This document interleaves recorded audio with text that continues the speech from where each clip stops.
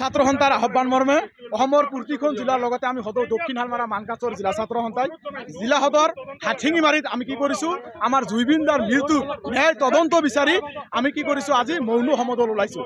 আমাৰ স্পষ্ট কথা, যেতিয়ালৈকে জুবিন দাৰ মৃত্যুৰ ন্যায় দিয়া নাই তেতিয়ালৈকে আমাৰ এনেকুৱা আন্দোলন ধাৰাবাহিকভাৱে চলিব। অসম চৰকাৰৰ মাননীয় মুখ্যমন্ত্ৰীগৰাকীয়ে এই ক্ষেত্ৰত সম্পূৰ্ণৰূপে ব্যৰ্থ হৈছে। এটা কথা ভাবিব লাগিছিল মাননীয় মুখ্যমন্ত্ৰীগৰাকীক, আমাৰ অসমৰ জাতীয় সম্পদ হয়, যিসকল ব্যক্তিয়ে ছিংগাপুৰক তেখেতক লৈ গৈছিল, এই ব্যক্তিসকলে কিয় আমাৰ জাতীয় সম্পদক ৰক্ষণাবেক্ষণ দিলে?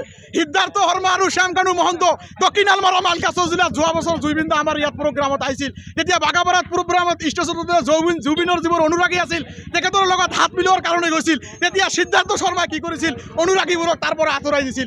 ইমান যদি দয়া হয় তেনেহ'লে আজিৰ দিনত কিয় অসম চৰকাৰে তেখেতসকলক সুৰক্ষা দি আছে?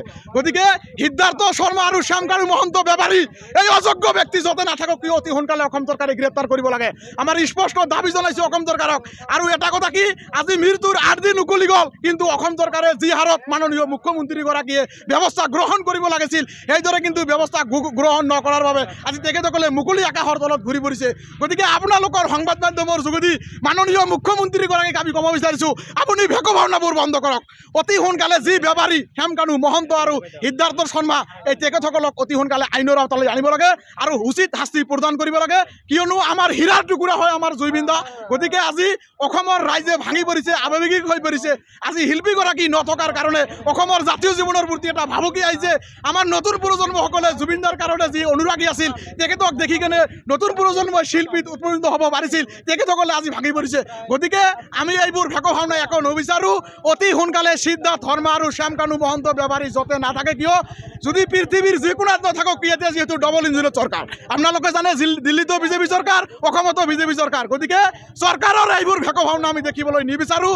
অতি সোনকালে য'তে নাথাকক কিয় শ্যামকানু মহন্ত বেপাৰী আৰু সিদ্ধাৰ্থ শৰ্মা বিশ্বাসঘাতকীয়া তেখেতক অতি সোনকালে আইনৰ আওতালৈ আনিব লাগে আৰু সোধপোছ কৰিব লাগে। আৰু য'তে নাথাকক CBI কওক, SID কওক, CID কওক, তেখেতসকলৰ জৰিয়তে ছিংগাপুৰত যোৱা টীমটোক অতি সোনকালে চুচৰাই টানি অসমত আনিব লাগে।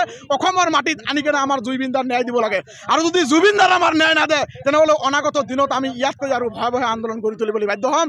আৰু মাননীয় মুখ্যমন্ত্ৰীগৰাকীক কৈছোঁ যে অসমীয়াৰ আৱেগক আপুনি নজগাব আৰু অসমীয়াৰ অনুৰাগ আৰু আৱেগক লৈ আপুনি নেখেলিব, তেনেহ'লে কিন্তু ইয়াৰ পৰিণাম বেয়া হ'ব। এয়া কিন্তু স্পষ্টভাৱে আমি মুখ্যমন্ত্ৰীগৰাকীক আহ্বান জনাইছোঁ। আৰু এই ব্যক্তিসকলক অতি সোনকালে যিসকল জড়িত আছে তেখেতসকলক আইনৰ আওতালৈ আনি উচিত শাস্তি প্ৰদান কৰিবলৈ আমি চৰকাৰক দাবী জনাইছোঁ।